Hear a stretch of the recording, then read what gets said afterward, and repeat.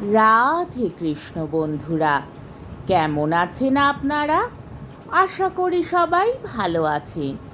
আজকে আবার একটা নতুন ভিডিও নিয়ে হাজির হয়ে গেছি। ভিডিওটি শেষ অবধি দেখার অনুরোধ রইল। আজকের গল্প তারাশঙ্কর বন্দ্যোপাধ্যায়ের অন্যতম শ্রেষ্ঠ উপন্যাস হাঁসুলি বাঁকের উপকথা। আজকে উপন্যাসের 60 পর্ব। ঘি দিয়ে ভাজো নিমের পাত, নিম না ছাড়ে না আপন জাত। করালি হলো নিম, আর ঘি হলো বনোয়ারির উদার স্নেহ। কথাটা বললে নিম তেলে পানু। সকলেই আজ যাবার কথা জাঙলে ঘোষ বাড়ি, বনোয়ারির মনিব বাড়ির ঘর ছাওয়াতে। ঘোষেদের বাইরের বাড়িটার নাম বাংলা কুঠি। একতলা লম্বা ঘরখানি সাহেবদের ডাকবাংলোর ফ্যাশনে তৈরি করেছেন মাইতো ঘোষ মহাশয়। চুনকাম করিয়েছেন, মেঝে বাঁধিয়েছেন, দরজায় জানলায় সবুজ বিলাতি রং দিয়েছেন। ভিতরে ঘরজোড়া চাঁদোয়া খাটিয়েছেন যাতে না চাল কাঠামো দেখা যায়। টানা পাখাও খাটিয়েছেন। বাহারের ঘর, জাঙলে লোকের কুটুম সজ্জন এলে ওইখানেই বাসা দেওয়া হয়।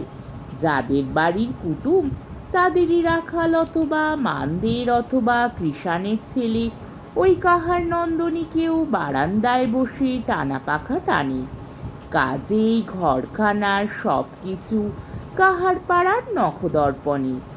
সেই ঘরখানা এবার ছাওয়াবার কথা নয়, কিন্তু হঠাৎ সেদিন হনুমানের সন্ন্যাসীর দলে যুদ্ধ লেগে ধমাধম লাফিয়ে ঘরখানার চাল একেবারে তছনছ করে দিয়েছে। হনুমানের সন্ন্যাসীর দল খেপলে ভীষণ ব্যাপার। সাধারণ হনুমানের দলে থাকে 20-50টা হনুমতি। তাদের দলপতি থাকে এক বিরাট হনুমান, কাহারেরা বলে গাঁদা হনুমান। এই লম্বা, এই সাদা, দাঁতে দাঁতে অনবরত শব্দ করছে কটকট কটকট, খ্যাঁকাচ্ছে খ্যাঁক খ্যাঁকর খ্যাঁক। মধ্যে মধ্যে গম্ভীর গলায় উপশব্দ করে লাফ দিয়ে চলেছে এ ডাল থেকে ও ডাল, এ গাছ থেকে ও গাছ, গাছ থেকে পাশের ঘরের চালে ধম করে লাফিয়ে পড়ছে। দলের মধ্যে দ্বিতীয় পুরুষ হনুমান নাই। দলের প্রতিটি হনুমতি প্রসব করে তার সন্তান। সে তীক্ষ্ণ দৃষ্টি রাখে। প্রসব হলেই সর্বাগ্রে সে খবর নেবে বাচ্চাটা হনুমান না হনুমতি। হনুমতি হলে থাকবে, হনুমান হলে সঙ্গে সঙ্গে তীক্ষ্ণ নখে বাচ্চাটা কি ছিঁড়ে টুকরো টুকরো করে ফেরে ফেলবে। পুরুষ সন্তান হলে হনুমতিই পালায়। এখানে ওখানে লুকিয়ে থেকে সন্তানকে খানিকটা বড় করে ওই সন্ন্যাসীর দলে সমর্পণ করে আবার ফিরে আসে নিজের দলে। সন্ন্যাসীর দলের দলপতির সঙ্গে মধ্যে মধ্যে এই দলের দলপতির যুদ্ধ বাঁধে।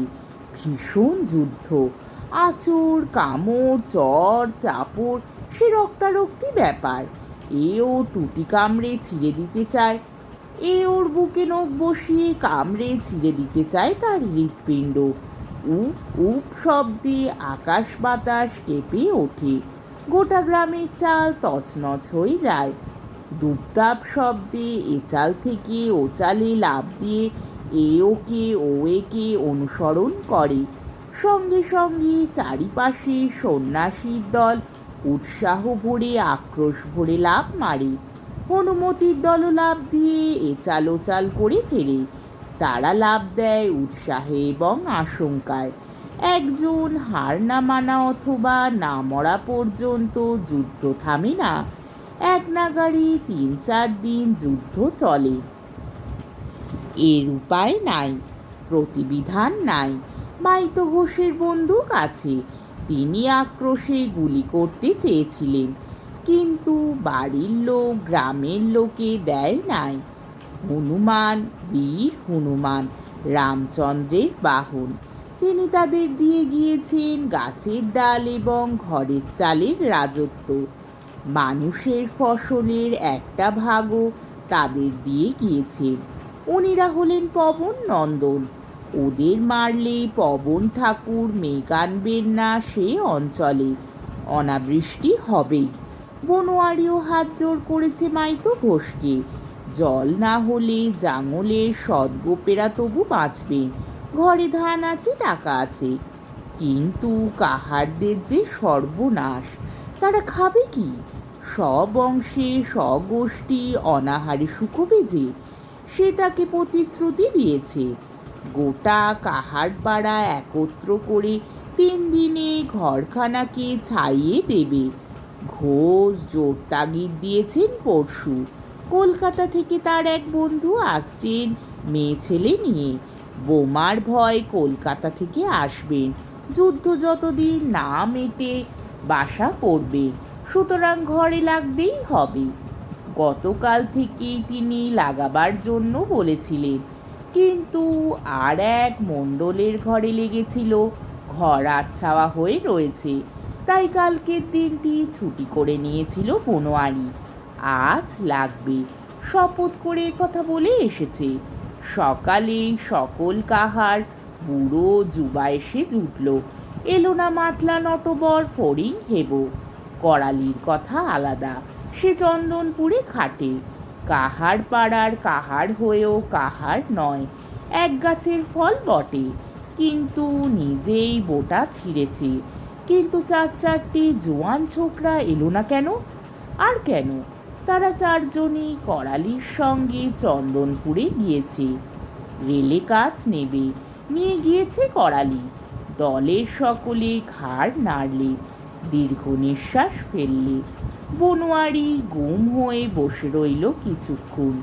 নিম তেলে পানা সুযোগ বুঝে বললে, ঘি দিয়ে ভাজো নিমের পাত, নিম না ছাড়ে না আপন জাত। বনোয়ারি উত্তর দিতে পারলে না কথাটার। ঘোষ মশাইয়ের ঘর ছাওয়া অবশ্য আটকাবে না, কিন্তু এ কি হলো? এত করে গায়ে পিঠে হাত বুলিয়ে করালির মতি ফিরল না? তার নিষেধ লঙ্ঘন করে ছোকরাদের নিয়ে গেল। কাহার পাড়ার ভাঙন ঘড়িয়ে ছোকরাদের হাঁটাচ্ছে চন্দনপুর, ওই দক্ষিণ পুরীর পথে। আজকের পর্বটি এইখানেই শেষ হলো। আমার ভিডিওটি যদি আপনাদের ভালো লেগে থাকে, তাহলে আমাকে কমেন্টের মাধ্যমে আপনাদের মূল্যবান মতামত অবশ্যই জানাবেন এবং আমার ভিডিওটিকে লাইক ও শেয়ার করার ও আমার চ্যানেলটিকে সাবস্ক্রাইব করারও অনুরোধ রইল।